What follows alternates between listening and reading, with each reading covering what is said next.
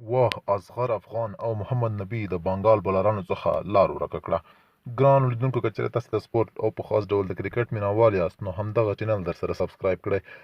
که څرنګه چې تاسو ته معلومه ده، اصغر افغان بنګال ته چیلنج ورکړی او سخت ورته په غوسه و، خو خوشبختانه اصغر افغان خپل چیلنج سرته ورساوه او خپل کار یې وکړ.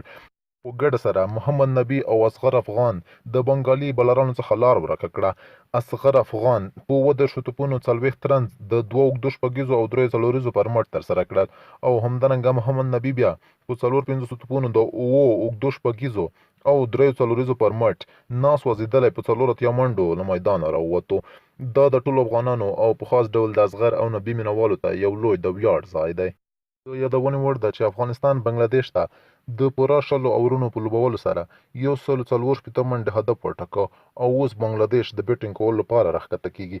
نو ګرانو لیدونکو، د تازه معلوماتو او نورو جزئیاتو لپاره چینل درسره سبسکرایب کړئ او زموږ سره اوسئ.